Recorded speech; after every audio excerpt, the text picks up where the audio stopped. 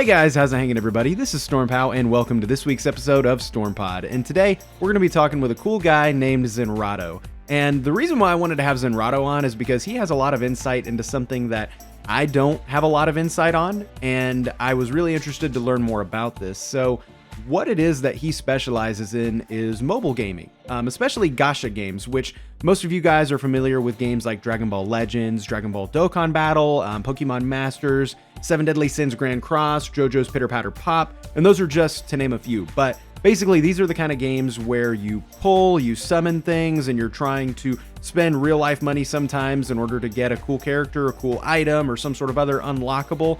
And we talk a lot about that gaming industry. And I think it was a great, long overdue discussion to have because I am pretty disconnected from that industry. So there were a lot of times where I had aha moments during this episode where I learned a lot about the good and the bad of that. And I talked with him about the good and the bad of the industry. You know, are there certain aspects of it which are maybe just a little bit manipulative, a little predatory? Are there certain games that people should watch out for? Or are there certain games that are pretty healthy to play, whether you're wanting to free to play them or become a whale on them or not? And so overall, I think that there is a little bit of something for everybody in this episode. Whether you're into these type of games or not, I think that you're going to learn a little something here. So I hope that you guys enjoyed this episode of StormPod with Zenrotto. And also, as always, guys, please go to my Twitch channel at twitch.tv/thestormpow. And the reason for that is because we do these podcast episodes live there every single week. So following on there lets you get a notification when we do go live, and watching them live gets you the episode not only about 48 hours sooner than you get them everywhere else, but the best part is that you get to interact with myself and the guests live before and after the show. So that is a once in a lifetime opportunity, my friends. So please be sure to go to twitch.tv/thestormpow and follow there. But otherwise, hope that you enjoyed this episode of StormPod with Zenrotto. Like I said, I've been playing these since I was a damn kid because I remember like loving doing those little quarter machines. You would see the picture or they would have it on display of like the cool looking toy in there. And there's only like one for every 500 of those, but you know. Right, yeah, you have all the crappy toys in there are like your R units, and then the guy who was slapped up on the front of the machine, that's your SSR that you're trying to get, basically. Same concept. Right. So one thing that a lot of times I ask people when I have them on here, or at least I have been recently, I've been like, give me your dating profile. Like, give me some facts about you, you know, that maybe people don't know about you from your videos and stuff. You know, give me some interesting stuff that would make somebody want to date you. Oh man, fun facts about me. Okay, so I like long walks on the beach, obviously. Let's I mean, see. who I doesn't, used right? to break dance. That's a fun fact about me. Oh, wow. For like 3 years, yeah. And now I cannot even do any of it anymore, not even one thing from it, but I used to be able to do it. Holy cow. In college for a couple years, I basically my only source of income was winning fighting game like events. Oh, wow. Yeah, This is good. Marvel vs. Capcom 3, it was good stuff, man. That game's great. This is good. I mean, ladies. See, yeah.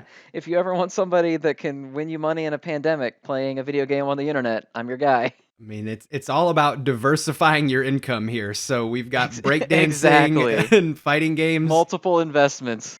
So how'd you get into breakdancing? Because that seems like such a like random hobby. Like how does one get into that?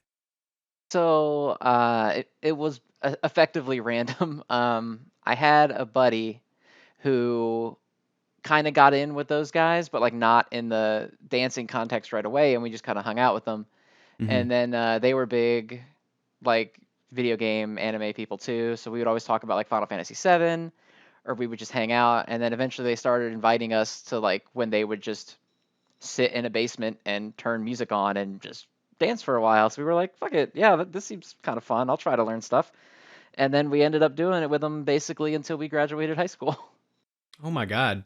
And then, wow, I can't even imagine that because like I'm like one of those people with like 2 left feet. Like I can only do just like little, I don't know, anybody that watches my streams and watches like when a cool song comes on and I just do like the little chair boogie where I just like roll my arms around. Like I just can't even like begin to fathom like being able to break dance, but Well, I had two left feet before it, and then I learned how not to anymore, and now that I've forgotten it all, I do again. So it So it so it it's wears off with time, unfortunately. it wears off shit. And then so fighting games, were there any like in particular that you were like really really good at or really enjoyed? Ultimate Marvel vs. Capcom 3 was the one that I played the most. I played a little bit of Street Fighter, but I'm not very good at it. A little bit of Smash, but I'm not very good at it. I'm so bad at Smash, but I want to be I good so bad. Like I love it. I have Yeah, so that's one of much those fun. games where you're always like, I wish I could be good at this, and then you play for a little bit and lose a lot, and you're like, okay, hmm I rip I that feel dream. I'm not doing this anymore. I feel like Smash is so easy to like try to be good at. Like I feel like you can button mash in Smash and like kind of, like fake it till you make it better than other games, but still Yeah, like I'm one of those players that like beats the people that button mash 100% of the mhm. time and then loses to the good people 100% of the time. So I'm like right in that C minus tier of ability. I mean, that's better than nothing. Um So I've never been to like a game tournament or definitely not like participated in one. If you don't mind me asking, like what's like some of the most money you've seen get like thrown at one of those that you went to? Well, that I went to, not what I did not win, but the ones that I went to, the biggest was probably like 35,000. But I mean, Oh, when you're talking like Evo and stuff, that's like several 100,000 at this point, I think. that's true. That's very true. So like were they like local? Like did you ever travel really far for one or anything like that? I didn't because I never had the spare scratch to do it. A lot of people in my area did, but Mhm. we had events in our city that were Evo sponsored ones. So I've been to ones that had some big names there. You know, like Team Spooky casted Mhm. some stuff in our city before. Wow. Okay. Man, like that's so crazy to me. And it's funny that we get on this topic. I think it was literally yesterday, if not yesterday, like the day before. It was very recent. I was talking to my fiance, like I was kind of going off on a rant actually about how like I remember some 15, 16-year-old kid won like just a massive amount of money. This was a couple months back, and I'm sure if there's anybody like watching right now or listening that's more into the esports game than I am, they'll know like right off the bat who I'm talking about because it was a big topic. He won some big Fortnite tournament. It was a huge thing, and I mean it was like $1 million or something huge that he Ah, won. I don't know, um, but it was kind of one of those things. I feel like it came and went. It was a big topic because like a lot of people were going on about like it was a big topic of discussion as far as like young people making a huge amount of money playing video games. And I remember I was like ranting about these like newscasters who were like obviously not from our generation, and right.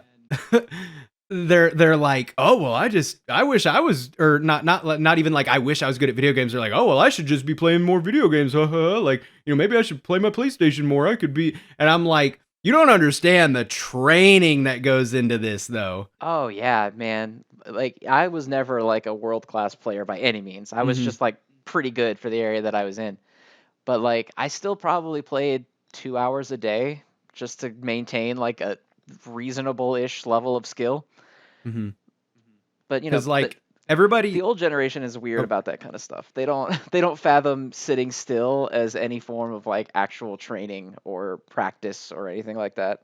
look, if bowling is considered a sport, then like esports are sports, in my Hey, you don't got opinion. to convince me. Golf, Yeah, golf. if I'm you can like, walk down look, a field and you're an athlete, then yeah.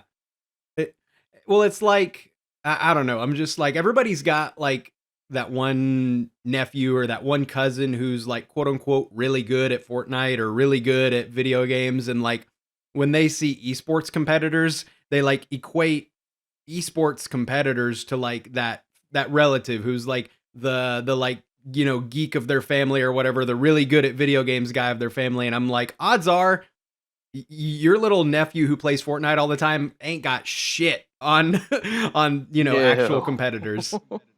No, It's definitely not. Yeah. And you're it definitely right. That's probably what it is. Is they only know gaming through the context of like the gamer kid that like their brother's son or whatever. Hmm. Exactly. I don't know. I went off on this huge tangent, so I'm not gonna do it. I've wasted my energy on it from the other day. But yeah, like and I forget what even sparked it because like she was totally on the same page as me. She was just sitting there just basically like nodding her head like, yeah, okay, I agree with you, you know.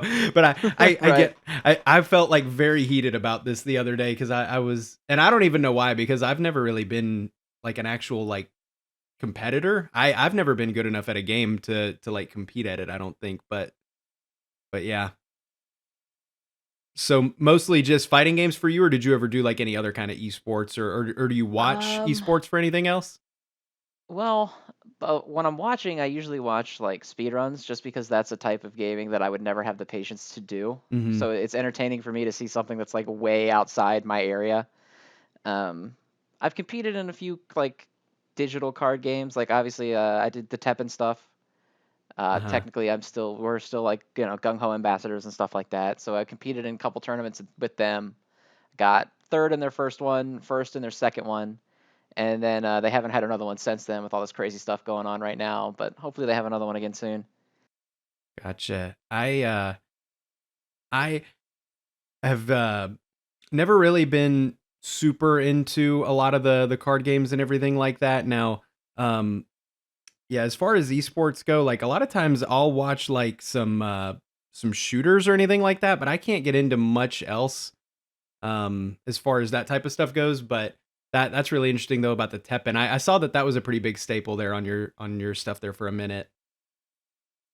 Yeah, yeah, it's a fun game. They're still working out, the kinks and stuff like that. But when they hold events, they hold nice events. Worlds was in December, and I think that was another really young kid got like second place, and he Hmm. got like several $100,000 or something like that. Yeah, one game I wish that I could play a little bit better competitively is Pokemon because I will admit like I got into a little bit of a kick of that, and every now and then I get back and forth because like when I realized the competitive world of Pokemon, I will admit I was very enthralled with that because like it's kind of one of those things when you don't know that it's there, you're kind of like, wait, there's competitive Pokemon. And like you realize it's so, so much different than the normal meta game. And I've always wanted to get like really, really into it, but man, some of those, man, it just requires so much time. And if you watch that stuff, kind of going back to what we're saying, it's mind boggling how much like effort and time you would have to put into that. Oh yeah, I love watching like the Nintendo regionals events Hmm. for Pokemon and stuff like that. They're pretty crazy. Yeah, I don't know if you saw Um, the most recent one, but there was like I think the junior winner was like a 8-year-old little girl who I, finessed this like 20 times. It was her first time competing, and her opponent in the junior division was something like a 21-time champion or something like that, and she completely outplayed him. It was great. It was really fun can to watch. Can you imagine like that's got to be one of the most humbling things ever. Like, you know, I don't know if you can be humbled at that age. If that's when you win that often and you lose once. I think you're too young to get humbled at that point. that is very true. But yeah, I remember when that came out and I had seen all these things where yeah, it was just like it was really cool kind of like for the concept of like man, literally anybody can do this and I do really love that about like esports and stuff like that. Like you can be any age, any like, you know, physically any kind of person or from any area and you can like compete in it. I think that's what's really cool. And I think that it's really great how that's kind of like esports to me is becoming more and more like accepted, more and more like normalized, you know? Because I remember when I was in high school, like the main thing was like MLG. Um, and I remember it was almost a bad thing to be like MLG. Like people like used it as like an ironic term. Like you did something cool in a game and you're like, oh haha, I'm so MLG and whatever. Yeah, But it was like a meme when I was a kid too. Yeah, it was like uh-huh. something to mock, not something impressive. Exactly. Yeah, it was like if you were MLG, you were like, "Oh, you're just one of those guys that like takes the game way too seriously, like, oh, no life." But now it's like, "All right, well, it just made 30, 50 grand, 100 grand on this tournament, you know." It's like whatever. Yeah, it's a very different world from I don't know how old you are, so I won't say we, but at least for when I was young, it's a very different world. Yeah, it definitely is. And so off topic from that, I also wanted to ask you, where did you get the name Zenrotto at? Oh man, so this is a funny story. So when I was like, I'll ballpark 10, back when the internet was really first kicking up, and you had like fan communities and stuff on the internet, and you were still on like DSL when it was like GSL had just come out. Uh-huh. So you didn't have to dial up anymore. I was in a bunch of fan communities because I just like talking about the shit that I liked. I still do, obviously. And I was sick of my generic 10-year-old usernames getting taken that were like, XX Cloud Sephiroth XXX. So like, Hmm. so I wanted to make something up so that I never ever had to change it because I was too lazy to remember them all. I didn't want to have to remember 14 different ones. So I tried to think up something that no one would ever use. And so I tried to pick two things that to my 10-year-old brain were opposite. So I picked the word Zen because that means like peacefulness, and then the word rot because that's what happens to dead things, which is bad. So I was like, Right. this is a good thing and this is a bad thing, and nobody would ever put those two things together because I'm 10. And that's where the name came from, and I just kept it. And then the TO on the end actually came from Goku because his Japanese name, obviously his English name is Kakarot. Japanese name has the TO on the end just for pronunciation reasons in that language. So I just slapped the TO on the end because I was very Oh. big, like Dragon Ball wise, for a while for the past few years. I actually really like that story. That is pretty cool because you never like if you would have started that story with, well, okay, let me actually backtrack. If I didn't know what your username is now and you were telling me like, yeah, I came up with the username that I use right now when I was 10, I'd be like, oh my God. Like I would not expect it to be like cool like Zenrado. I would expect it to be like, you know, yeah, like you said, XXX Cloud Sephiroth 69420, Right. Yeah, well, that's what I was doing. And then I was like, man, every time I try to make a forum on Pokemon fan 1999.geocities.com or whatever, Mhm. I have to make a different name. So I just made it up and it stuck. Hey, I mean that's cool. That's cool. I mean, I honestly I was halfway like, do I ask him because I was like I felt like it was a reference to maybe some, popular game or show or something and maybe I just didn't know of that reference. I was like, man, if I ask him and this is true, it is like a reference to something, I'm going to be like embarrassed for not knowing the reference. So, yeah, I mean, you could have fooled me, man. I thought it came from something like, something big. Nope, I wanted it to never ever be taken by people ever on anything.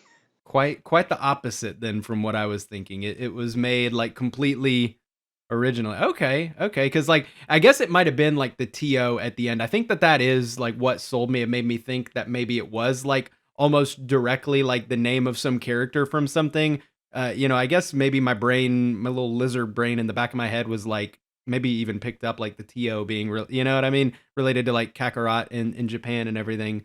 I don't know. Um, Yeah, that was actually Rhyme Style that pitched that to me, and I was like, I like that a lot. I'm gonna take that and put the TO on the end of my name. I think it adds a little pizzazz there at the end, It adds that extra syllable or gets into the third syllable almost, so, you know. Um, so I was doing a little bit of research on your videos and everything like that, just kinda, trying to get to know Zenrado or whatever, and, I was taking a look, so, like, you started around 2016 doing Dokkan, mostly. Um and we talked a little bit about this, like, I forget if we had gone live just yet or, like, if this was during the pre-show, but we talked, about how, like, quickly gotcha games move and everything, and I've noticed that in your content, there's just huge variety, which I love, by the way. Most of the people that I talk to kinda primarily stick to, like, one game or one fandom, but, like, you've pretty consistently kinda moved around with some of these waves. And obviously there's some that, you go back to like it never really seems like, okay, this month I'm doing this game and then this month I'm doing that game. It's like always kind of sprinkled a little bit of everything. And so I was just kind of wondering, yeah, like is there anything behind that choice or is it just that you genuinely do shake up your games a lot or do you like go out of your way to make the content differentiate or what's that process look like? Well, it's two things really. Is one, when a game gets to the point where I'm not comfortable supporting it, because I don't like to put too much I mean, I know gachas are a crappy system anyway, and like you could argue they're all quote unquote bad, but ones that I think get to the point where they don't treat the player base well comparatively to the market, I usually fade out on. And then also, I don't ever want. I promised myself when I started doing this a long time ago that I never ever wanted it to feel like it was work. Hmm. So if I ever got to the point where I logged into a game to make something and I was like, ugh, I let's just do this and get it done and I can just be done, that I wouldn't do it for that game anymore, and that happens a lot. So when I get to the point where a game just I can't enjoy playing it and I don't want to advertise it or say that, if I couldn't recommend it to other people that I think they should play it, I don't want to put stuff out on it, basically. That's a good point, and that's very healthy. If you're trying to make content creation, your full time thing. If it's not already, if you're trying to do that like full time, you definitely don't want it to feel like work. So I think that's good that you're already in with that mindset of not just sticking with something because it's the wave right now. Let me get off of this because it usually shows in people's content if they are doing it just for work. You know what I mean? Well, yeah, you can tell when someone's not having fun, Yeah. or when they're playing an event or a game or something and they're just checked out and they're just doing it because, and I mean, it's unfortunate because that's what the YouTube algorithm wants you to do, Hmm. is like, because like you said, most people you talk to generally play one game or something like that. It's because that's how you generally do it on YouTube, because that's how the algorithm picks you up easier and starts recommending you to people easier. So technically jumping around like I do is not the best thing in terms of like blowing up your channel, but I don't know that you want to get to a channel blown up and then you feel like you're trapped in a box and you can't stop doing this thing you're not enjoying anymore. You know what I mean? Right. And most of my viewers know kind of my thing, but yeah, I had a channel before where I did Dragon Ball Z videos, and the exact same thing happened. Like very quickly, grew a considerable size and everything like that, had a good following and everything, but then all of a sudden wake up one day and I don't really like Dragon Ball that much, at least not enough to do it exclusively. And exactly that. So I can confirm, then you feel trapped. You're like, oh, well, I have to do this because, it's my livelihood now and I got to do this. And it's just a very not good feeling. So that's definitely good that you're sticking to the variety now. And from people that I have heard that have made like good careers off of like the variety, they say that like it's really great in the long run. The build up is a lot slower because there's really not a blow up. It's more gradual. But then after that, you've got like a very loyal fan base who likes you for you, and I think that that's good at Yeah, the end of the which day. is good too, because like I know people who do this stuff for a while and then they have to rebrand, and it's just a painful process because they have people that only come for whatever they're doing. Hmm. And maybe part of this too is because I'm actually probably bigger on Twitter than anywhere else. So I'm used to interacting with people on a daily basis. So I feel like the people that watch my stuff and at least interact with me do it just because they want to interact with me, as opposed to just like, give me this tier list. I need it, which I think is good. I like that That aspect is of it. that is good, and I know I told you this before we went live, but I found you through Twitter. I don't even remember exactly where, but yeah, definitely Twitter. Twitter is something to me that a lot of creators don't really think about when they think about their discoverability, but I discover more and more every day that it's one of the best for discoverability, really. Um, Well, yeah, Twitter's great because anybody can randomly think this thing that you said is funny, and then 300,000 other people can think that too, and all of a sudden you've got all these eyes on you for some mhm. random thing you thought was funny in an afternoon. Yeah, and like with YouTube, a guy's videos may pop up on my homepage or on my like side as recommended, and I'll usually like if the video looks interesting from the title and thumbnail, I'll click it. I might watch it, but truthfully, very seldom do I then go to that person's page. Only if I either A, really freaking loved that video, or B, this is now the like fourth or fifth time that he's popped up on my homepage and I've watched a video, like it takes some time for me personally, but like Twitter, almost every time that I see like a bomb ass tweet, I click on their page and I'm like, I just want to know more about them. So like I'll check out their bio and like be like, okay, are you a YouTuber? Are you a streamer? Are you an OnlyFans connoisseur? Like what is your thing? Because I think Twitter is great for that. I try to really take more advantage of Twitter, but that's not a bad platform. Like, and I feel like it didn't used to be such a good platform for discoverability, but it's the bomb right now. Yeah, everybody's on there these days, man. You know? Mm-hmm. Yeah. So what made you want to start doing YouTube? Were there any creators you watched, or kind of what was that moment where you're like, I can do this? Well, so originally back when I was big with Dokkan and I was like part of that Reddit staff, I asked if anybody wanted to do like a weekly show where we just talk about it and just kind of hang out and do like a podcast type thing.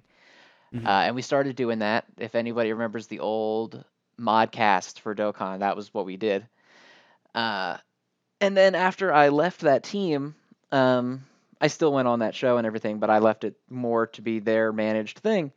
And I considered doing YouTube for real. And actually, Rhymestyle again was the one who kind of told me like, "Hey, you should do this because you know about what you're talking about and you like playing the game, so you should do it." And then the fun fact, I'm like the most blessed content creator ever that continuously squanders those blessings irresponsibly. I had, I think, 5,000 subs before I ever made a video. Holy Uh, cow. Oh, yes, because Rhymestyle, he's like the nicest guy in the world. I don't know if you've ever talked to him. He's a great dude, and he'll just support the hell out of everybody. And he was like, "Hey, this guy's gonna make Dokkan stuff, and you should watch his stuff, and he's great."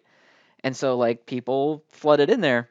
And then I played Dokkan for a little bit, but YouTube is tough to get yourself into a rhythm because it's more than just having, oh, I have a capture card or whatever or OBS, because it's timing in your life and you got to figure out when you're going to do it, where you're going to do it. Do hmm. you have the energy to do it? All this kind of stuff. It went for a while. I think I had a couple Dokkan videos that did real well. It was like 30,000, which is big for me at least. Yeah. And then I basically fell out of Dokkan completely. So all of that stuff that I had that I could have just kind of stayed with Dokkan through it and just kept building on it, I was like, I don't want to stick with Dokkan. I'm not going to do it anymore. And then I took kind of a long hiatus just doing with whatever games I was playing that everyone was like, well, we don't really care about Duel Links. We don't really care about Legends. And I was like, I know, but I kind of do. So I'm going to keep doing it. And then I started playing JoJo, and I liked that a lot, and that has picked up for me. Great game, by the way, everybody. If you haven't played it, you should try it out. And that's kind of what I'm doing now. And now I've made a lot of connections in the various communities just from that. Like, Hmm. Mystic Watch and I have worked together for a long time. People like Kabuki, all those kind of guys. So it's easy for me to do collaborations in whatever game I'm doing just because of all the connections that have come over time from that kind of stuff. Okay. Yeah, no, Rhyme Style is great. Um back when I used to do Dragon Ball videos, like he and I were like around the same size and everything back my first go around. This was back well before either like I was at like 50K when I left on that channel and everything, and he was right around the same size, and I never really interacted with him at that time, but when I came back to doing content, he had since become friends with people like Omega Pro and like Kagi and people that like I had always been like buddies with and stuff. So then I've kind of met him a little bit through there. I've talked to him a couple times, but yeah, I could definitely see him being, like that as far as very supportive to you, reaching out, especially if, he had known you from the Reddit and everything like that. But that's a good story. And I think that having like network is a really good thing. I know a lot of times you talk to people and they'll just kind of give like that advice of like, oh, networking is everything, but truly like it kind of is, especially about getting your foot in the door, because like I think the hardest thing about like content creation is getting over 0 viewers on your videos. Oh yeah, absolutely. I mean that initial push is like it sucks and it's discouraging. Like I know a lot of people who tried it and just decided they didn't want to do it anymore because they Hmm. felt like they would put work in and they would get, 20 people that looked at it. Right, And because you try to help. Like I try to pay it forward because obviously I would not be anything without a ton of support. I'm not like I'm anything now, but you know what I mean. I would be that the 0 views on my videos guy. So I mhm, try to pay it forward, but there's only so much you can do before it gets to the point that you become like an advertising board for other people. So you right. have to balance it out. It's hard. Right. you gotta keep your own personal brand going, but also, yeah, like offer some help when you can. It is kind of a balance because yeah, you're right. You don't want your Twitter feed to just be shouting out other people or anything like that because then nobody's gonna follow you anymore, and then therefore Right, you right. can't do that anymore to any other people. Yeah, it's kind of like but that is kind of the screwed up thing about content creation is it definitely like I would say gets easier to grow as you get bigger, you know what I mean? And it which is not when you need that help, you know what I mean? Like you talk Right, to some yeah. huge YouTubers and they're talking about getting several thousand new subscribers a day or something like that. And like the to you or me, that is just like holy crap, unfathomable the idea, you know? Oh yeah, I think I've gotten almost 100 in like 2 days, and that's crazy for me. I'm like, yeah, all Right. right. Exactly. Yeah. You're like, yeah, whatever I'm doing is working, this is awesome. Um so we talked a little bit about the definition of gotcha games. So we did that, like I said, before we really started, but I kind of want to go into that a little bit more. Like in your own words, maybe sum up gotcha games for people who aren't real familiar with that system. Sure. So gotcha games are basically they're 99% of the time they're mobile games. Some games have spin-offs, so you have like Duel Links that you can play on Steam, but that people still generally classify as a gotcha game.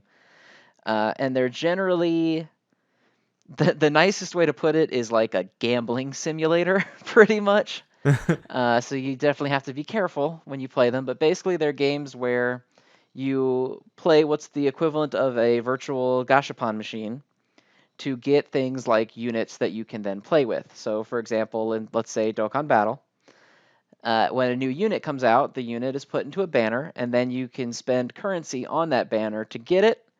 And what makes it a quote unquote gashapon is that that currency, while you get some of it for free, you also have the option to purchase some of it. So that's why if you've ever seen the free to play BTW meme, that's where that comes from, is that people who play them without spending any money on the virtual currency. Um, so I mean that's basically what it is. It's a 99% of them are not great. It's basically a game designed for you to hedge your bets and do as best as you can with whatever resources you're willing to put into it. I know most people probably wouldn't highlight the gambling aspect of it quite as much, but I feel like people should be educated on that before they roll in because I've seen some real horror stories, let me tell you. Oh my god. Yeah.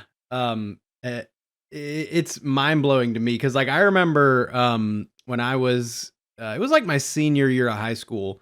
I feel like that Clash of Clans was in its peak or at least what I consider its peak anyway. Um and I remember that was like one of the first times that I spent real like American dollars on a mobile game.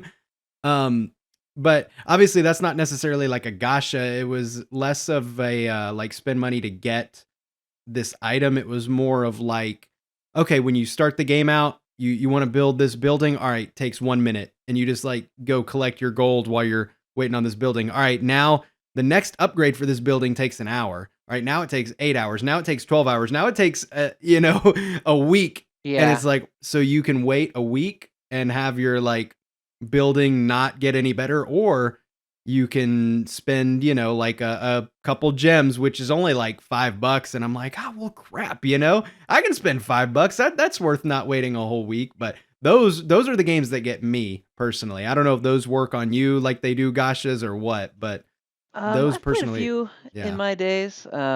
Back when I was in like senior year of high school, there was one, what was it called? It was the silliest thing ever. It was almost like Zoo Tycoon, but for like dragons instead of animals. Ooh, I And I might played the hell out know of what that you're for a talking couple weeks. about. Oh, You had like I don't think islands and I you set up little plots for all those dragons to go in, and it was exactly like Zoo Tycoon. I think I know what you're talking about, and my girlfriend at the time actually got me into that, but I cannot for the life of me remember the name of it, but I do remember being enthralled in that. You're right. That was a good Yeah, I one. played that one for a while, but I usually lean more toward gachas because those are I find them to be more gameplay oriented. Mhm. Because they want you to obviously want to get the characters, so they want you to have something to do with the characters, so you feel justified in what you're doing. Um, so I like them generally more than anything else because I like using it. Like it's cool to look at them, but like especially that dragon game, who I still can't remember the name of. A lot of it was just like, you got rare thing. Look at it here. This is what it looks like, and that was it. Somebody in the chat said Dragon City, and I think they're right. I think that is correct. That That might sounds be. right. I don't think that's what it was. Maybe. There was probably a half dozen of those games that were like Oh, I'm almost sure there were. identical. I'm gonna Google it while we speak. All right. Because that's the thing about those type of mobile games. I feel like you always see like I see ads for them a lot on like YouTube videos, and I never know if it's the same video or the same game that I saw an ad for the other day, because like so many of them are so similar. A lot of them are like fantasy, like medieval villages that you're building and stuff like that, you know. Oh yeah, city builders are like interchangeable. You know, the different coat of franchise paint. Exactly. Dragon Veil, that's what it was called. Dragonville. Yep. That was it. I don't think I ever spent money on that one, but I was very hooked on it for a minute. Yeah, I played that one for a couple years with a buddy of mine. But that's interesting that you mentioned the whole gameplay oriented thing, because I was thinking about asking, you know, what's the appeal of like a gacha game over one of those, but I mean you already hit the nail on the head. I think that is very true. Like you watch videos of like, you know, DragonBall Legends or Dokkan or anything like that, you know, and it does, like, it actually seems like you're doing something with the thing that you're unlocking, not just building like a cool village for the sake of having a cool village, or unlocking this dragon for the sake of having the rare dragon, you know. And I think that is definitely a good strategy to have. Yeah, I mean, it's the difference between like, oh, you got this rarest thing ever, so you get the personal satisfaction of having the rarest thing ever for however long it is. But with a gacha, it's not, getting it is just part of it. So first you get it, then you build it, then you use it, and you get, it's sort of like leveling up in an RPG. Like Yeah, there's extra degrees of enjoyment in it when you come from level 1 of just getting it to now it's maxed out and you're clearing these hard events with it that you couldn't do before. And So, how do you feel about that industry as a whole? I know you kind of mentioned like the you know how the developers and the people trying to sell you on it may not highlight the gambling aspect of it. I mean, you know, how do you see that industry in general? Like, do you worry about the gambling aspect of it at all, or is it just kind of like, hey, whatever, you know, floats your boat? so I think for me the answer kind of depends on how old you are. Like Mm-hmm. I don't think that people under the age of like 18 should have unrestricted access to this kind of stuff, because they're literally, no matter how good any of the games are, any mobile game, it's not just gachas too, is that they're designed for you to constantly be checking in on them and develop like not a dependency on it, but a degree of comfort with it, right? Like it, even those things Mm-hmm. like the dragon game we talked about, like it's designed to shoot your brain with that little bit of dopamine when you get your super rare dragon, so that you Yeah. want to keep doing it and you want to collect them all. It's like the Pokemon format. Um, but when you take real money into the equation, especially with people who are on the younger side and don't necessarily fathom just how important money ends up becoming in your life, because I don't know about you, but like when I was 16, money for me was, can I go out to dinner with my friends or not? And that was about it. Right. Um, and I think that you can develop some unhealthy habits. I mean, I've seen people back in my Reddit days, because, you know, that's where people go when bad things happen, is forums, so that they can talk about it. And I've seen people say things like, I've spent $1,000 on this one character and didn't get it. And I'm like, Oh, this is, and that's one of those moments where you look at it and you think that is just a JPEG of a character that you can play with. And you realize how bad that can affect people. But also, if you know, you're a grown man and you want to do whatever you, or a woman, a grown person, and you want to do whatever you want to do with your money, that's more power to you. It's sort of yeah. like, for me, paying for your enjoyment, right? So like, if I buy a $60 game that I play for 2 days, I'm generally okay with that. So when I play a mobile game for 9 months every day, I'm okay with putting money into it, because as far as I'm concerned, they've earned it. Mm-hmm. It's just not falling into that trap of like, oh, I've been blindly clicking the summon button for 2 hours and now I can't afford my rent or whatever, you know? Exactly. Yeah, I like don't think that I could agree anymore, because like I'm a big proponent of that argument. You know, like sometimes people will just be like, "Oh, you spend money on mobile games, like, lose or get your financial situation. But exactly, I have so many times spent $60 on a game as soon as it comes out, and then not ended up playing it as much as I thought I would. And yeah, it goes back on the shelf 2 days later. And it sucks. And you may be a little bit like, oh man, wasted my money, but oh well, nobody's going to like shame you into that. But like you spend $10 on a summon or something like that. And there are definitely going to be some people who, have something to say. But yeah, as long as, yeah, you're not just going through that without even, checking your balance every now and then, seeing how deep you Yeah. are. Yeah. I don't see Yeah. an issue. Yeah, I mean, Uh, I have no pretense that it's not a manipulative industry and manipulative design because it runs on the same thing as like the EA loot box mhm. fiasco for Star Wars Battlefront, right? It's the exact same thing. But I mean, if you all forms of gambling are bad, but I'm not going to tell people that you're not allowed to do it if you are doing it responsibly and find Yeah. enjoyment in it.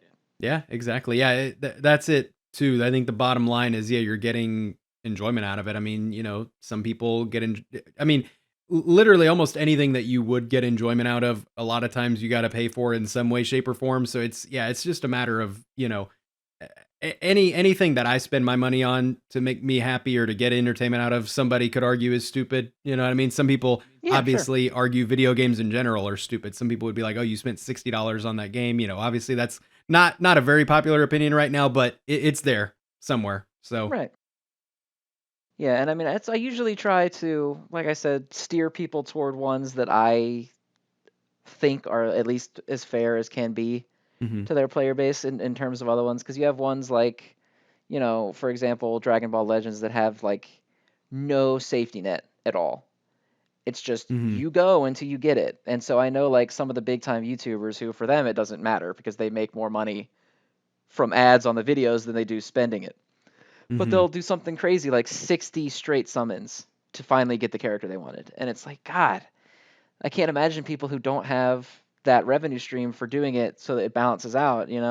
So I try to steer people to ones because there are ones with built-in safety nets or that have really high quality free items so that you can Mhm. forego needing to do that and still play. And so I try to at least be partially responsible with what I steer people toward. And that's definitely responsible, I think, because not that like any of those YouTubers are bad, obviously, for doing that, because you can't be responsible for what your audience does ultimately.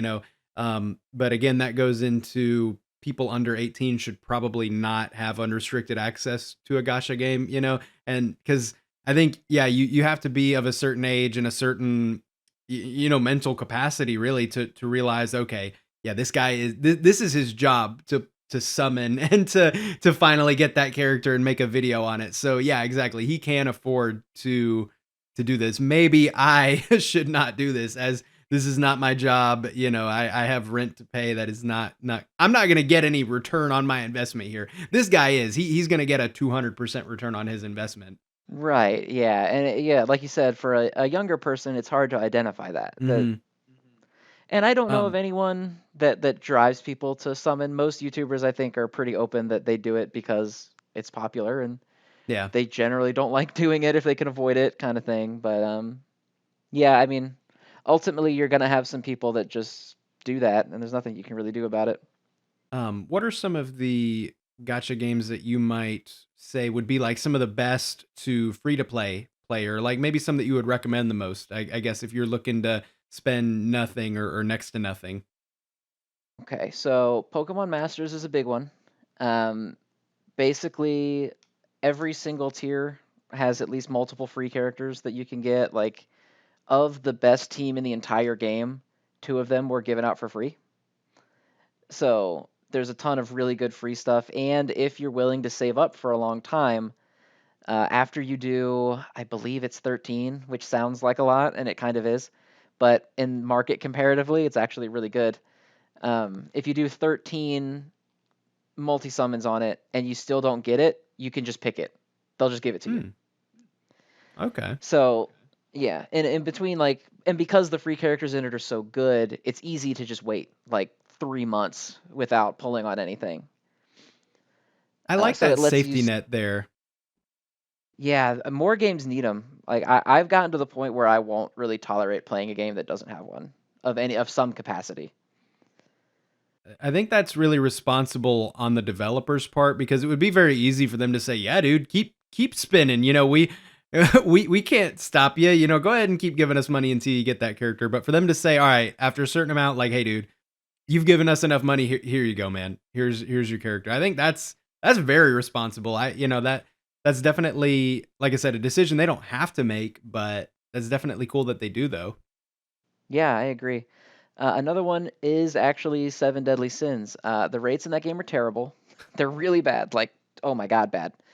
But they have a lot of free units that you can get out of their like coin shop. So basically, when you pull a duplicate of a character that you already have, it becomes a little coin, Hmm. and you can spend those coins in this shop to get other gotcha characters that are all Okay. pretty good. So you can build your team out that way, and plus they kind of throw summon like materials at you.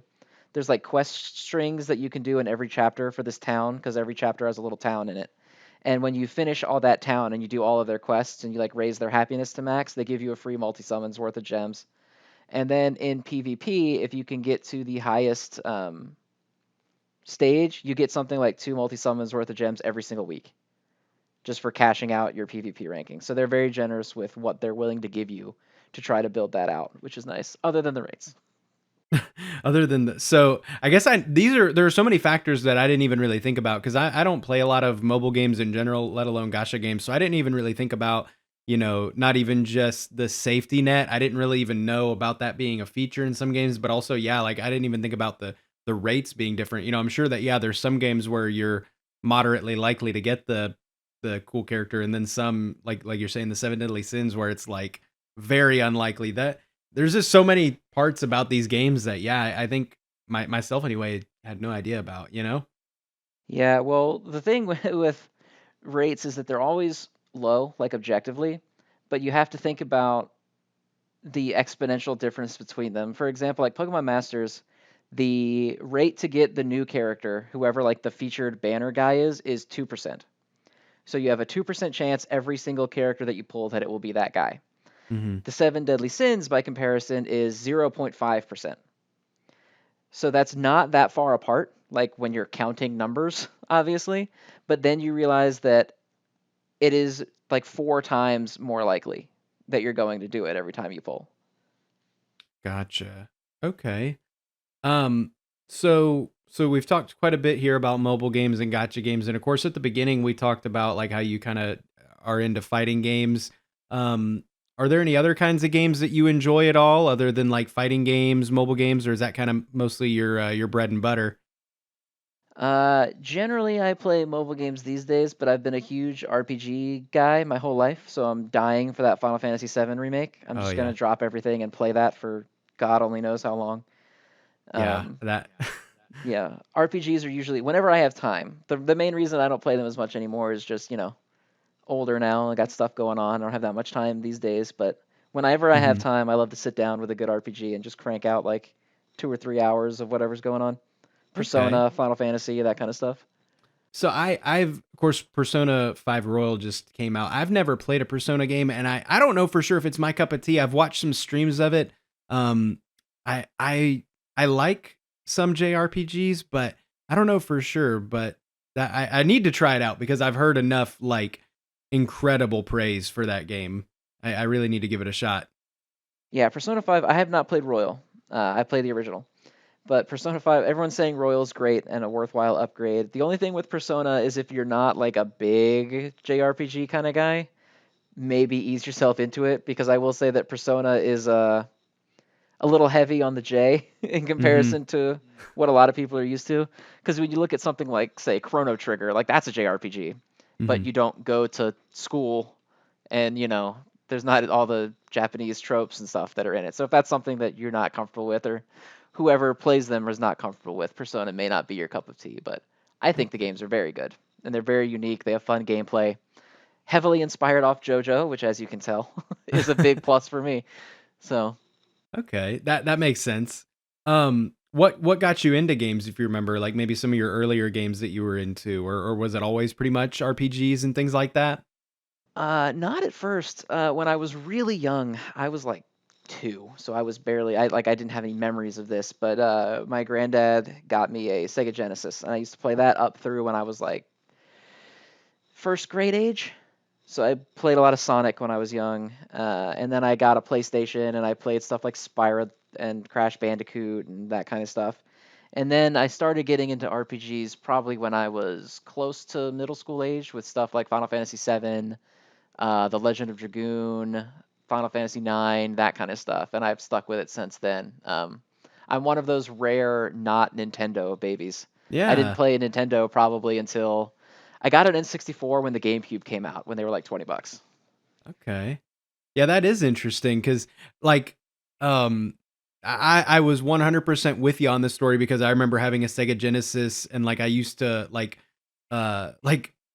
try to convince my mom to play Sonic the Hedgehog with me because I remember I think it was Sonic the Hedgehog 2 or whichever one it was that like it finally had like two-player like co-op like somebody else could Yeah, play that as was 2 Tails. with Tails. Yep. Yeah, I remember like just begging my mom to play as Tails with me and stuff, and her probably just having the worst time, but like doing it just to appease me or whatever, at like 4 or 5 years old at the most. Yeah, trying to play that, and then of course Spyro and Crash on the PlayStation were huge memories, but then also like right in that time period was like Pokemon and Nintendo and stuff. So that's really interesting. Yeah, a lot of people are Nintendo babies, but that's kind of cool Yeah, well, though. I was a Pokemon baby. I did have a Game Boy. But Okay. when it comes to stuff like Mario, I missed the bus on Mario completely. I barely play Mario. I play Zelda here and there, but it's usually like Ocarina of Time, Majora's Mask, Wind Mhm. Waker, like those kind of ones. I don't really play too many of the old Zelda games. Okay. Yeah, and I'm not gonna lie, I missed the Zelda boat for sure. I was pretty big into Mario when I was younger. But I never played like the like Super Nintendo Zeldas. Like I think the first Zelda game that I played, and there, I know that there's people that like are like Nintendo babies that don't fathom it, but I think the first one I played was like one of the remakes that they did. I think it was the remake of Ocarina of Time or something like that. The And 3DS one or the GameCube one. There's been a bunch. yeah, yeah, I think it was on whichever one they remade and put on the 3DS. I think that may have been my Oh yeah, first time playing that a was Zelda game. that was Ocarina and Majora actually. Oh, okay. Um, and then the other day, because on my Switch, I saw where I could download like the Super Nintendo library for like free, like or a bunch of Super Nintendo games. Um, and I tried to play the original Legend of Zelda, and I was just like, look, I know there's some people that enjoy this game because they remember it from their childhood, but I was like, this game to me has not aged well at all. I cannot play this game, you know? Oh yeah, well I feel like that's the case. Well, because gaming is so different. Mm-hmm. Like I can play Final Fantasy VII as it was in 1997 every Mm-hmm. year, no problem. But there's tons of people that look at that and they're like, I can't. What is this? What is this Lego man? I can't do anything. Yeah. And it's the And same with like I can play Spyro all day every day, but if you were to put Mario 64 in front of me, I would be like, no, thank you. yeah. And we were talking a little bit, you'd mentioned it briefly towards the beginning, speed runs. I feel like I do enjoy watching speed runs of really old games, because like these games have been around so long that people know them like in and out in this just crazy way. Of course, Zelda is one that I see a lot of Zelda speed runs of where they know exactly where to go, who to talk to, how to hit this guy exactly this way in order to beat the game in this short amount of time. And also Super Mario 64 is one of the bigger ones, but like speedruns to me, that seems to be the most of the stuff that you see of these older games where they're like almost exploiting it, because like if you go to watch a Super Mario 64 speedrun, it's just like you just hear woohoo woohoo woohoo, for Oh an yeah, hour and a half. constantly.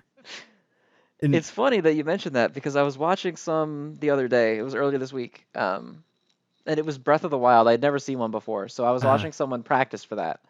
And first of all, apparently the world record for Breath of the Wild is something like 20 straight hours, which is insane. oh Um, I know. Could you imagine doing that over and over again? I would pass out. yeah. But this guy was standing on the edge of a cliff, and I was like, he's just standing there. What is he doing? And he kept like shuffling slightly around while he was practicing, and I was like, I have no idea what he's doing. And then he dropped a bomb and jumped and blew himself up, and he was lining up in the exact right like pixel of this mountain to land on this tiny ledge across a gorge. And it's the only place he could have done it from. And I was like, how do you learn 20 hours of stuff like that? Yeah, I do not have a fraction of the patience that it takes to do that. And I think that I would have a rage quit like no other rage quit I've ever had if I was doing like a speed run and like you mess up like 19 hours into that. You know, you're trying to beat like the world record or something like that.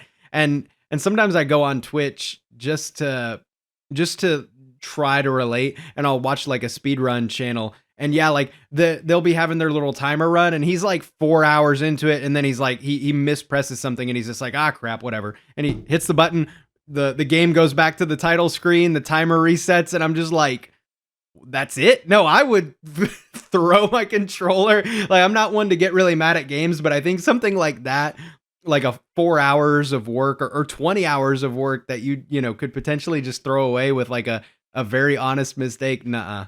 I'm good, bro. Yeah, it's a level of patience that I don't have, that's for sure. I would if I did one run and I got 5 hours in and I had to just stop, I'd be like, well, I'm done for a week. I'm not doing Yeah, that again. yeah, that just ruined my whole week. I'm gonna go. I don't know. I'm gonna go take a nap. I'm gonna, you know. Exactly. Yeah, I'm not turning my game on for another month. Mm-mm. Hell, I dare say that is worse than like gotcha gambling to me. I'm like, I'd rather like spend like $100 and maybe flop than like waste like all, 20 hours on something and just have to restart damn near. Yeah, if if they made a speedrunning ROM for Ocarina of Time where I could put $5 in and re-roll the last Oh, thing at the last 5 seconds of the clock, sure, I'll do that. oh my God. Oh my God. Yeah, now that we might have done just did it right here. We might have just become millionaires. It's copyrighted. Nobody steal that That's idea. it. That's it. It's patented. We'll meet next week and we'll talk about this in private. We don't want anybody else taking the rest of the plans here. So this is a question that normally I'm not interested in asking for an opinion on, but I felt compelled to get your opinion on this, mostly because obviously you're pretty into the mobile game universe and everything. Um, so iPhone or Android? Like, do you have a preference on them, or like, do you use one primarily for your gaming or anything like that? What's your I thoughts? actually have one of each. I use an iPhone primarily just because it's easier, and Hmm. whenever you need stuff for work, well, I guarantee you, everyone in your future, if you have a work like a job that has mobile apps they use, it will always work better on an iPhone because everybody does stuff for iPhones first. That's just how it is. Hmm. But when it comes to mobile gaming, it's easier on an Android. So I don't know if you know this, but you probably don't. But if you play Japanese games, you can't just buy stuff in the store because it's yen, which you don't have. Oh. So Google Play will actually automatically do it for you. So you can use Oh. dollars on the Google Play Store, and it will just convert it into yen for you and pay the appropriate person. Whereas Apple will not. You can't even download foreign games. You have to make an account for that region to do it. So like whenever I want to update my Japanese JoJo game, I have to sign into a different account and update it. And Android doesn't have to do that. It's much more convenient. Plus, if you are familiar with Dokkan, or if any viewer is, obviously the modding community is pretty big there because Uh-huh. Dokkan can be pretty grindy, and so you can't do that on an iOS either. So if you have an Android, you don't have to get like Nox or BlueStacks or something. You can just install your mod and go to town. Those are all really good points that I didn't even think about, but that does ring a bell. I think I remember hearing about some people um buying like going online and like buying like gift cards and stuff like that for certain services, so that way they could get like that type of stuff and since like you said they couldn't just convert the currency automatically and things like that, they would have to go and buy one that was compatible for the region that the game is in. Yeah.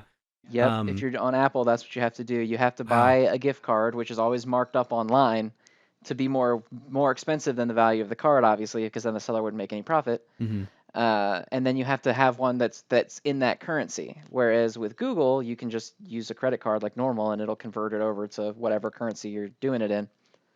Okay.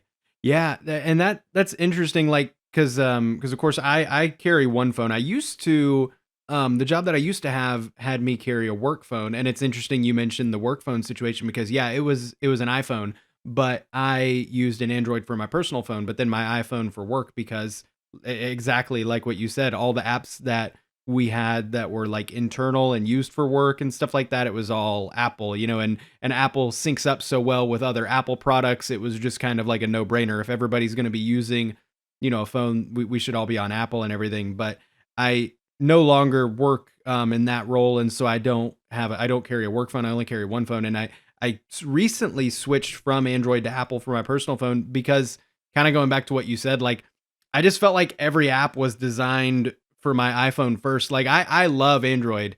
Don't get me wrong. I really like having, more options and things like that. And I like that it feels more like a computer because, I like computers. But like, man, I just really feel like, yeah, I was living in an Apple world and I was just like, man, I guess I'm gonna cave in and give in to the man, Yeah, it's like giving into Disney, you know? It's the It the phone is. version of Disney. It is. And I'm not gonna lie, I get called out for it because I am a little bit of like an Apple whore now because like literally this time last year I was like a diehard like Apple users are idiots and blah blah blah and Android is so much better, but now I'm like I guess I'm an idiot. I feel like I'm at least self-aware enough to like because as soon as I got my iPhone, I was like, man, because I had a Galaxy Watch, I was like, man, I really want an Apple Watch. So I went and like sold my Galaxy Watch, got an Apple Watch, and then I was like, man, I really hate these headphones that they gave me. I should probably get some AirPods. So I found like some used AirPods and stuff, which is gross. But I was also like, I'm not spending like $200 on earbuds and stuff. And I'm like, look, I know this is dumb. I know that they totally just created a problem by giving you these crappy headphones that you can't charge your phone with and use at the same time. But they got me. They got me by the balls right now. So Yeah, I mean, it's like Nintendo. They released the 3DS, and then 9 months later, oh, here's one with a bigger screen, and it's in 9 colors. And you know that you should have just waited, but right. you get it anyway. It's the same with Apple. And I'll say I'm leery of buying a new console when they come out too, and that's what I hate so much because like when the new console comes out, that's when you're hype to get like when the PlayStation 5 and the new Xbox come out, I'm gonna be like, oh man, I really need the new PlayStation because everybody's gonna be playing it and they're probably gonna have a couple of like really cool exclusives on launch. And I'm gonna be like, oh, I really need this, but also like I know that in a year, like tops they're going to come out with the PlayStation 5 Pro and it's going to be so much better, so much faster. It's going to be borderline a brand new console, like comparing the specs. And it's like, but man, I just spent like $500 on this damn console. Yep, Yeah. and that's always how they get you. But then at the same time, it's almost like bringing it back to gachas, where it's like, yeah, I could just skip this character and just wait to get him later, but am I gonna save money and not have it for 6 months? Right? Oh I man. want the cool thing. Yeah. I think overall we've cracked the code tonight of like everything is essentially a gotcha game. Yeah, hey, if there's anything I can say is that there's many lessons for real life to be found in gacha games. There really are. And I never really thought about it like that, but but there definitely are. Um and so going back to gotcha games for a second, I guess. So VDA 100, he was the guy I was telling you about in my Discord.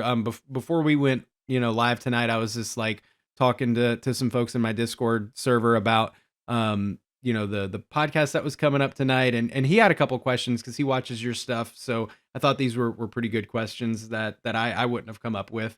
Um, so here's some good old viewer submitted ones. I kind of like to do these more, or I would like to do these more often than I do.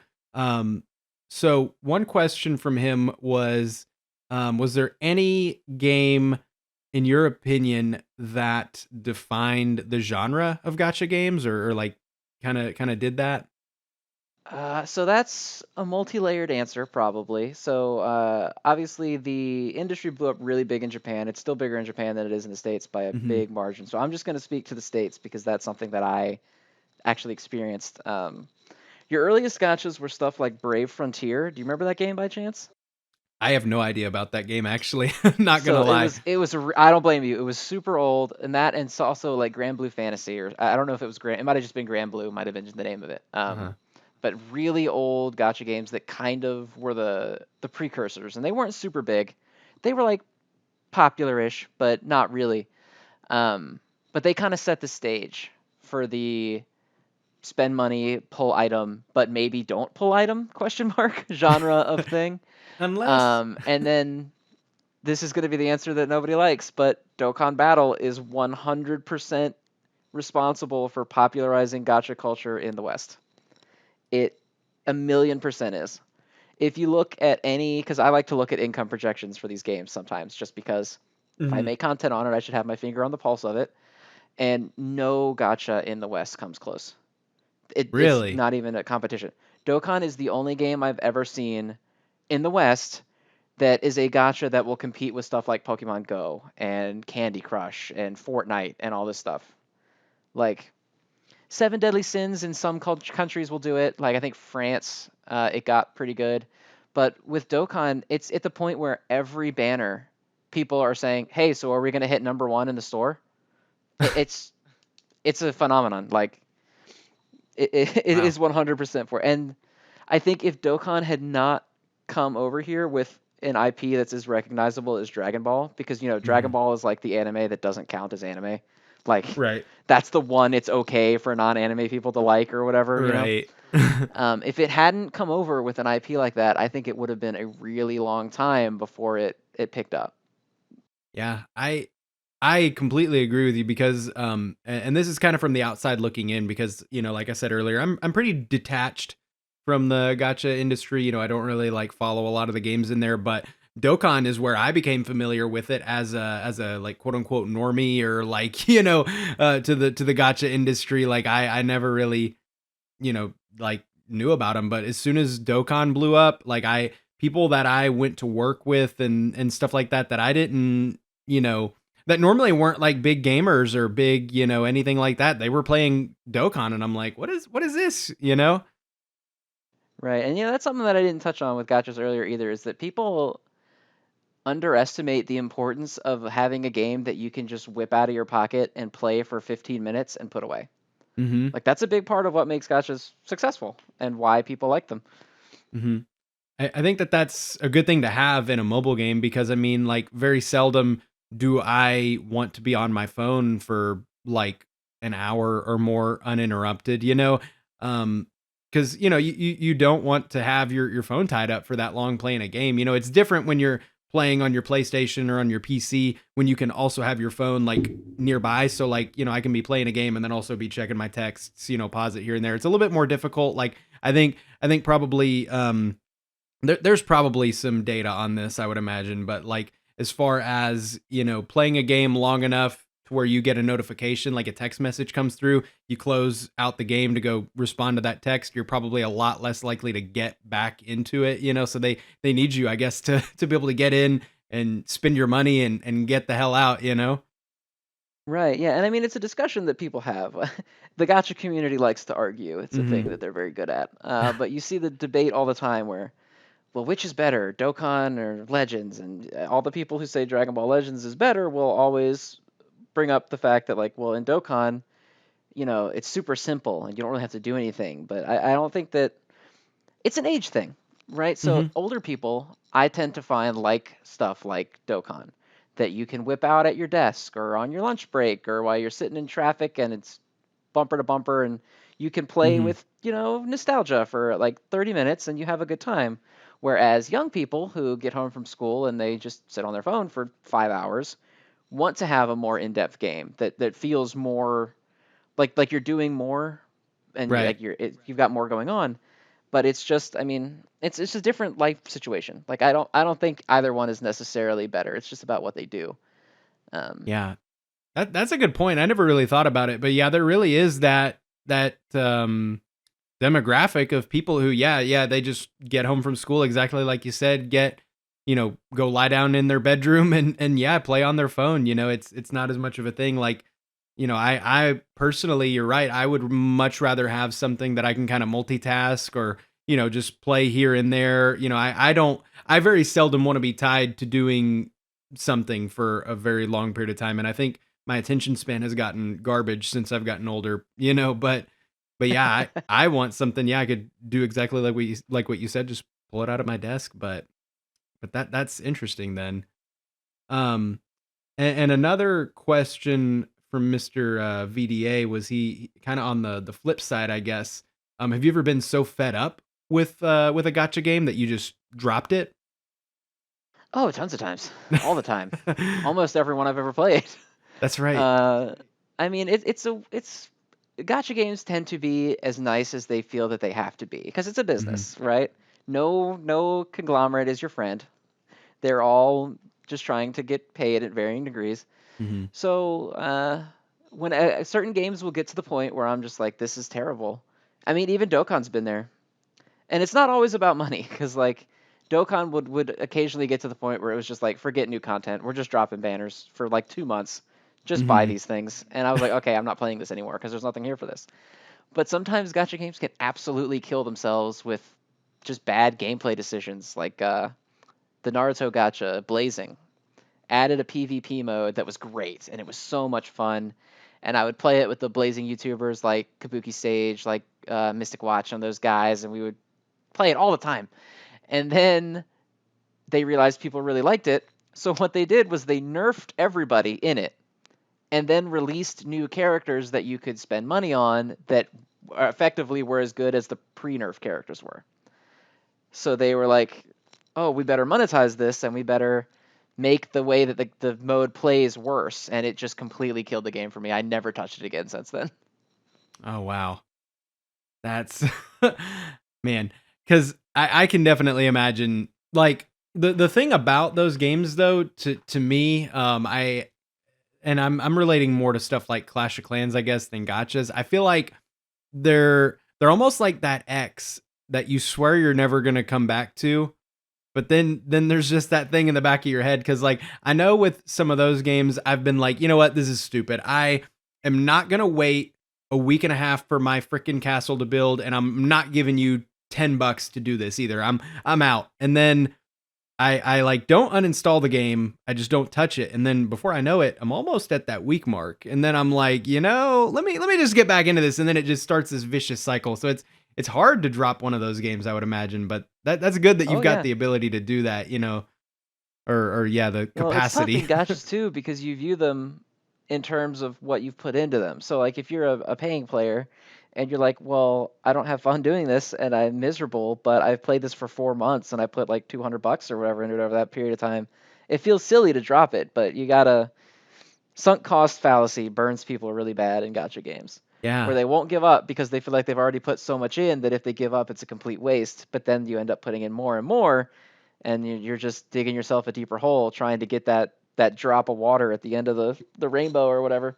It's such a double-edged sword because yeah, you're exactly right. And, and again, I feel like it's like the damn bad ex-boyfriend or girlfriend. You're like, man, I've been with them for this long, I know that they're garbage, but I'd have to start Exactly. over with a new one. And it's like, yeah, but it's like, man, if you stick with this bad game, you might drop another $200-300 into it and then quit it later on, get out while Right. you're ahead.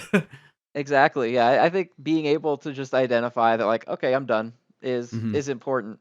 Because even like with the bad boyfriend analogy is like it's terrible to you for 2 months, and you put work and put money into it, and you get nothing. And then randomly a new banner will come out, and you'll toss a summon at it, and you'll immediately get the thing you want, Yeah. and you'll be like, And oh, you're like, okay, it's good now. But it's yeah. just it's the curse of luck. Um, and then so this is the last question that I had from VDA.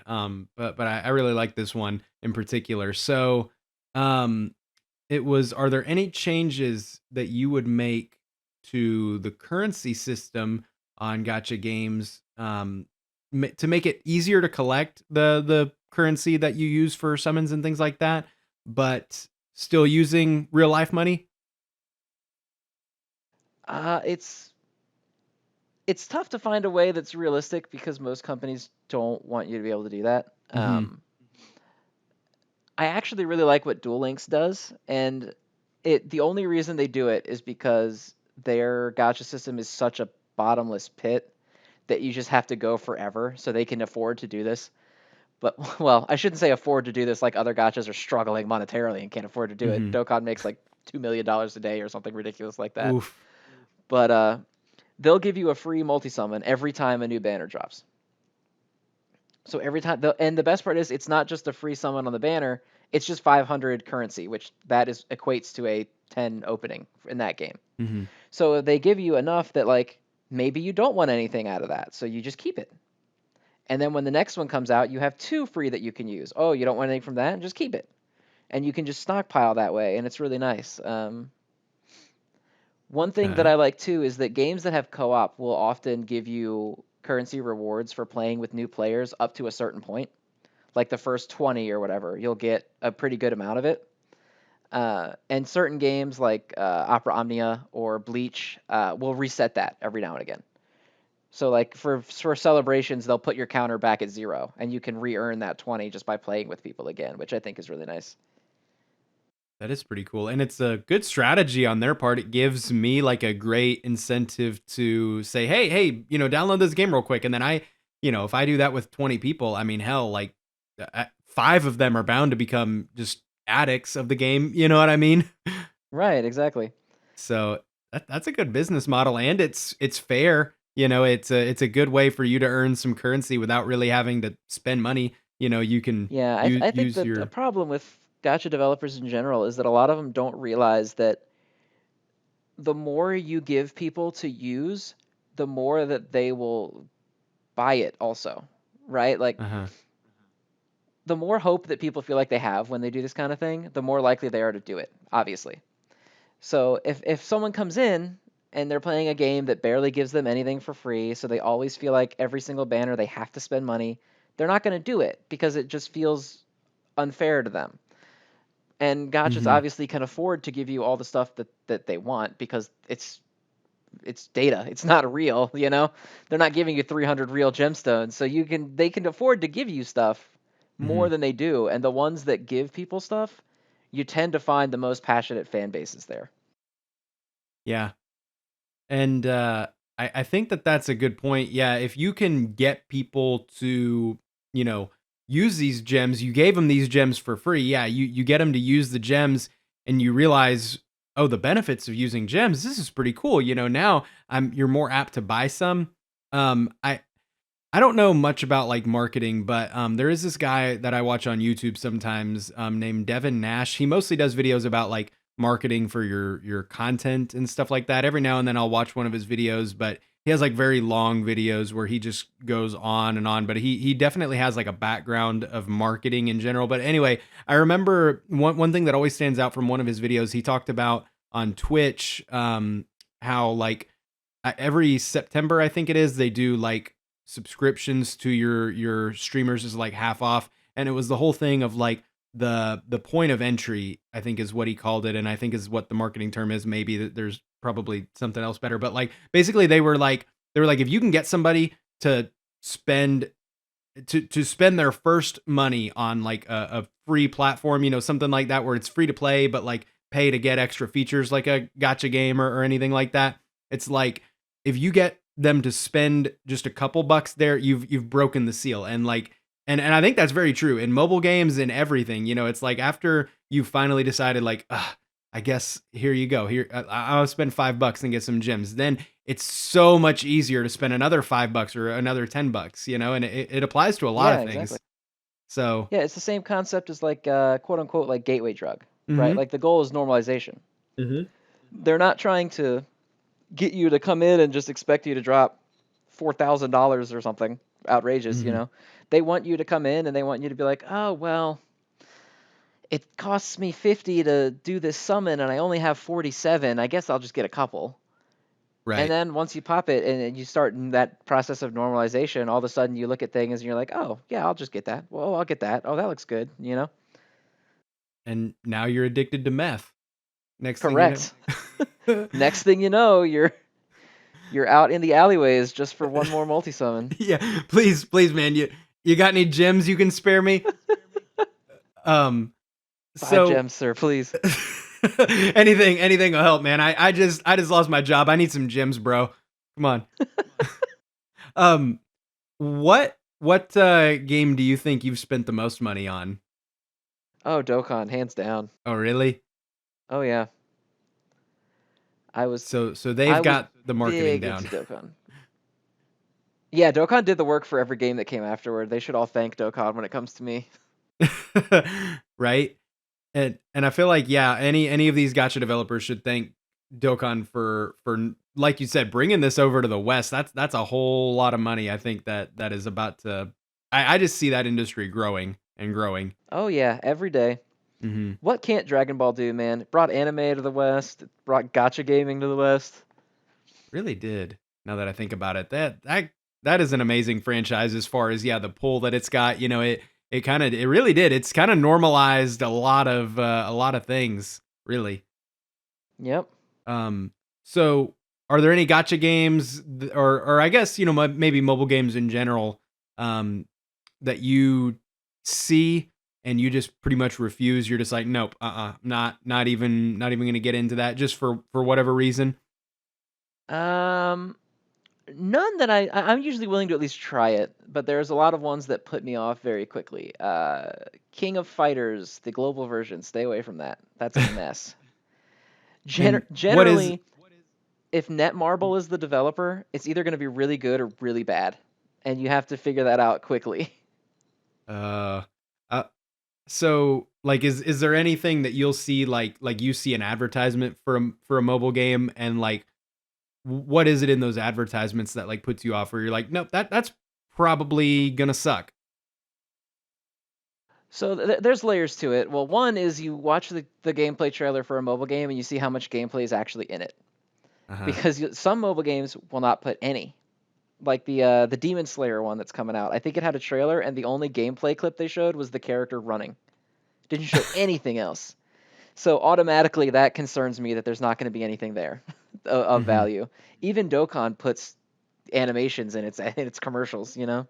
Mhm. Uh, and then you see how much they talk about like characters because you'll see some commercials where they don't talk about it at all, which is usually good. You know you're gonna have to pull for it, but still.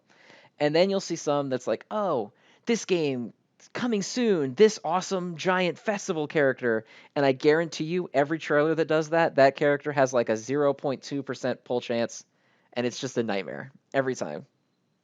Yeah, those are all very true. And again, my perspective being a little different, you know, because I'm not very connected with the mobile game, but definitely on the chance that I will download a mobile game, you're right. If like I'm watching the ad and the ad is like live action or otherwise just yeah doesn't show any gameplay, I'm immediately like kind of like red flag. It's like why not? You know, I always want to find the gameplay, and then it's because usually those games the gameplay is not very thrilling to watch in and of itself. You know.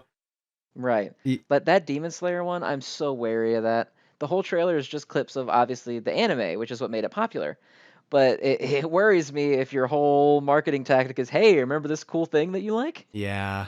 There's something Yeah. about it coming, but you're not gonna know what it is until it's already downloaded on your phone. That's a big warning sign to me. I can definitely agree with that. Um, So one last question that I wanted to ask for the way out here.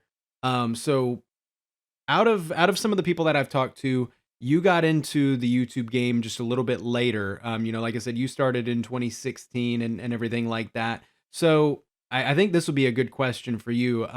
What are some pieces of advice you may give to somebody trying to get into YouTube or content creation like now in 2020 here in recent days? You know, after the game of content creation has been through certain things, like what's some good modern advice that you might apply to some people? Well, one thing that's important is when you're trying to break, like a lot of people will say, just do what you like, and for the most part, that's true. Just play what you like. But if you're playing something like in 2020, you want to play something like Dokkan Battle. Well, that game's been out for like 5 years, and the people who watch that game know who they're watching. They're logging in to see they're watching the people that they know play the game and that they like, and it's really hard to break into that. But if you run up on something new, there's no establishment there. So that's why you'll see a lot of people like Teppen, for example. You'll see some names of people like, Freddie Babes who played Hearthstone and stuff like that. And then you'll see other people you've never heard of before because there's no pre-established hierarchy or whatever you want to call it of content creation there. Mhm. So if you can establish yourself in something that both you're passionate about and is fairly fresh that you can really start making some establishing steps into, you'll see a lot faster immediate returns. But the main thing is just marketing, like we said before, and trying to it's not an easy balance to make. So this is going to be really vague advice that is only partially helpful. But you want to get in with the community in a natural way. There's a ton of content creators that I see all the time that roll up with like 2 subs and a dream, and they go to someone with 80K and they're like, "Hey, do you want to do a video together? I've never spoken to you before in my whole life, but do you want to do this thing?" And it's never going to work out. Even if they Mhm. do the video with you, you're not going to get any return out of it because Mhm. the people that are watching that big guy aren't going to go to you. They're just watching the video because the guy uploaded it. If you collaborate with smaller creators and you kind of build something as a group, be it a consistent collaboration schedule or a podcast, talk show, or whatever, you really you elevate everybody around you. And I think that's the easiest way to break into the market these days. Is it's not trying to find that one big guy with 100K that's going to take you from 0 to 20,000 on your second day. That's I see all these people try to do. If you build a sense of community around yourself and smaller people work together, you'll see a lot of big returns off that. Like look at Seven Deadly Sins in the English version, global version. Sorry, I guess English is not an accurate way to say it. The big content creators for that, like yeah, there's a couple really big ones, but then you also have these smaller people that just started YouTube to play that game that already have 2K subs because Yeah. they just work together and they do things together, and it makes people who watch one of the small guys interested in this other small guy. Because I don't know if this is true, this is totally anecdotal, but I tend to find that when you collaborate with smaller people, there's more audience crossover. Like Mhm. obviously having someone with a huge view count work with you, you're going to get a lot of views on that one video, but I tend to find that there's not a lot of follow up from that. Yup. They're not going to sub to you. They're going to watch that video because you made it with this guy, right?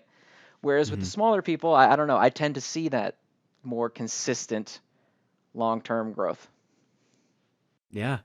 I completely agree because it's like for one, um that dude with 80K subs, he you are not the first person who's hit him up for a collab.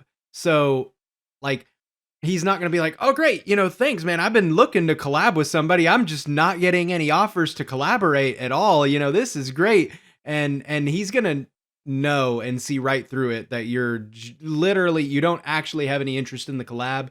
You're literally just trying to like get a piece of that pie. And Right. and yeah, you don't want to help that guy out. Right. And I mean, and that's not even if that's not your intention, you got to understand from his point of view, he has no choice but to see it that way Right. because it's something that happens to him so much. And also, another thing is, I tend to find that if you collaborate with people you don't know or have never really interacted with, other than like, hey, this is good for the brand, you won't do a very good job. It won't be a Mhm. very enjoyable experience. So, like, I like to try to at least advertise people, but I generally don't collaborate with people I've never held a conversation with. Mhm. Very rarely will I do that.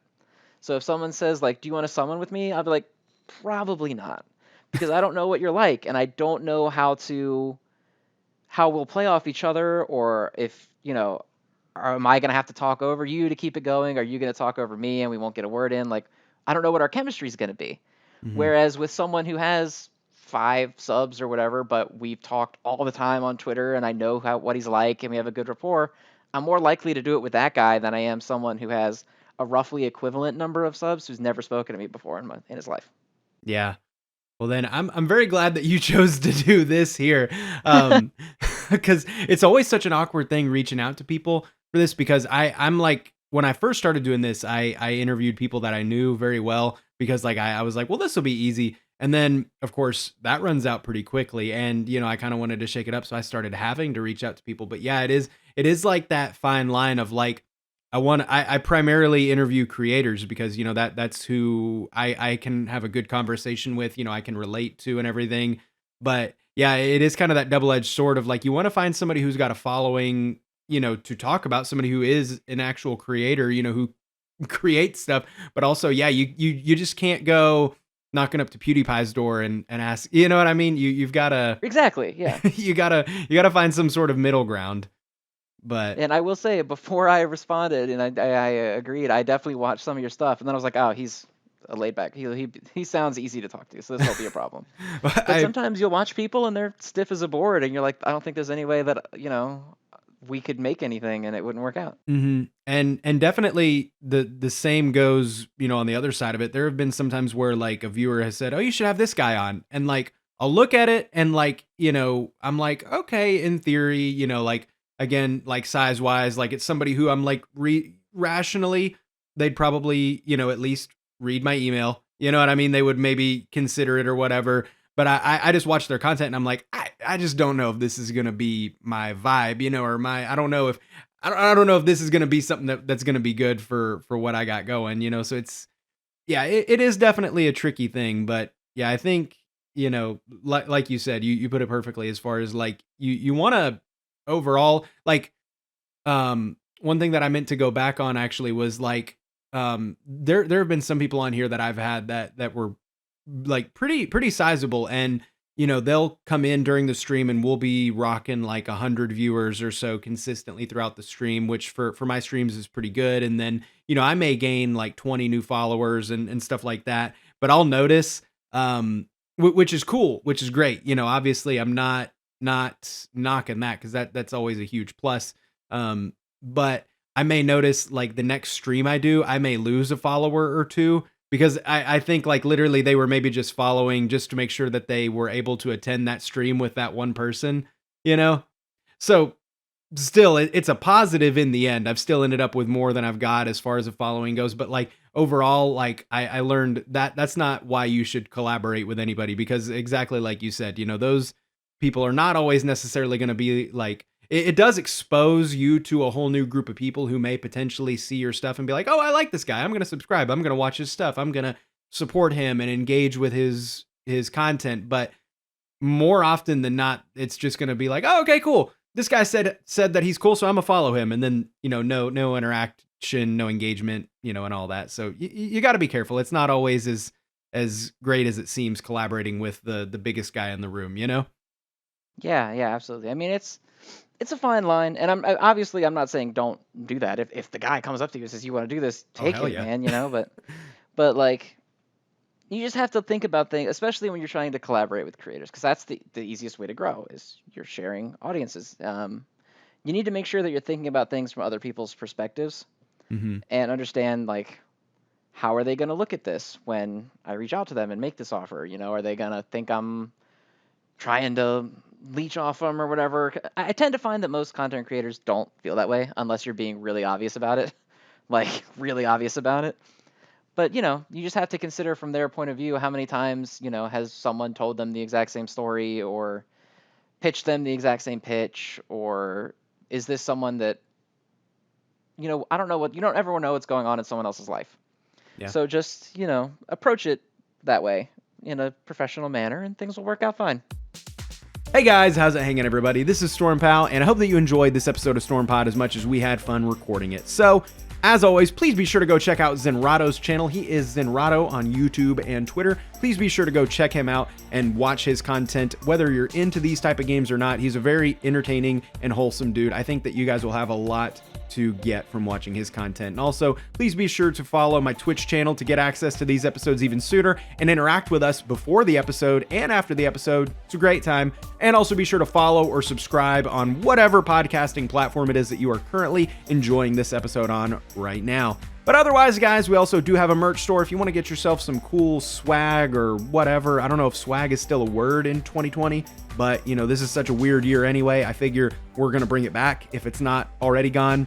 But anyway, guys, Be sure to go to streamlabs.com/thestormpow/merch. Get yourself a coffee mug, t-shirt, hoodie, whatever. I'm just trying to keep you guys clothed and caffeinated. It's all, a good thing overall. We all need to stay good, guys. Stay wholesome. Don't be naked and tired.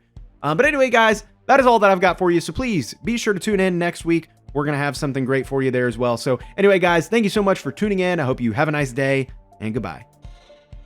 All the music used in this podcast is by Kevin MacLeod. Be sure to check out his royalty-free music at incompetech.com.